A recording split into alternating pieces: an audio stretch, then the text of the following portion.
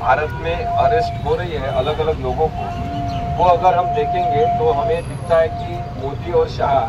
और भाजपा ये डरे हुए हैं। ये इनके मन का खौफ है कि जिसके वजह से उन्होंने सोनम वांगचुक जी को अरेस्ट किया। आपको याद होगा कि जब 3 राज्य डिवाइड करने का यानी एक क्या स्वतंत्र दर्जा देके उन्हें केंद्र शासित प्रदेश करने का एक तय हुआ था, उस वक्त सोनम वांगचुक जी ने समर्थन किया था मोदी सरकार का और उन्होंने कहा था कि ये अच्छी बात है क्योंकि विकास के लिए ये अच्छा रहेगा। उस वक्त हमें बुरा लगा था कि सोनम वांगचुक जी मोदी जी का क्यों समर्थन कर रहे हैं, लेकिन उन्हें कहा गया था कि आप अभी समर्थन कीजिए और हम बाद में जो लद्दाख है उसे हम एक स्वतंत्र राज्य का दर्जा देंगे। इसलिए उन्होंने समर्थन किया था क्योंकि उन्हें लद्दाख की जनता का ही नहीं तो वहाँ के पर्यावरण का, वहाँ के जमीन का जो हिस्सा है और वहाँ के लोग जो रहने वाले जो आदिवासी समूह के बहुत ज़्यादा हैं, उनकी संस्कृति बचनी चाहिए, इसके बारे में उन्हें खतरा लग रहा था और इसलिए उन्होंने उस वक्त समर्थन किया। लेकिन बार बार देखा गया कि मोदी और शाह ये जो भी बोलते हैं वो करते नहीं हैं और वो झूठे इंसान हैं। और जब ये झूठे इंसान है ये पता चलने लगा लद्दाख के संदर्भ में, तो सोनम वांगचुक जी ने उसका विरोध करना शुरू किया और अहिंसक तरीके से आंदोलन करके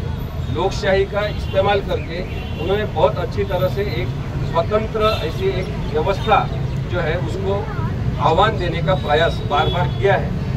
जो कि अहिंसक है, शांततामय है और लोकतंत्र में बैठने वाला ये विरोध है। तो ये आंदोलन जो है वो बढ़ रहा है, इसलिए सोनम वांगचुक जी को अरेस्ट करना जरूरी है।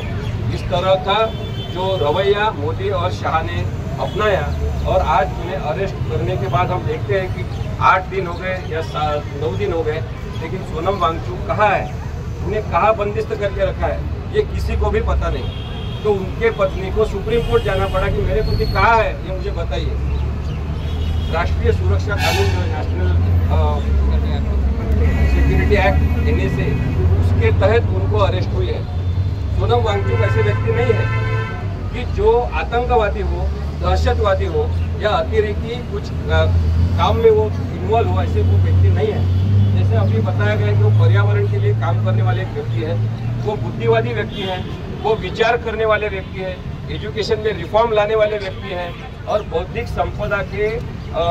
मार्ग से संपदा अपनी संरक्षित करते हुए उन्होंने उस पैसों का इस्तेमाल एजुकेशन के लिए और बच्चों को पढ़ाने के लिए किया। तो ऐसे आदमी को अरेस्ट की जा रही है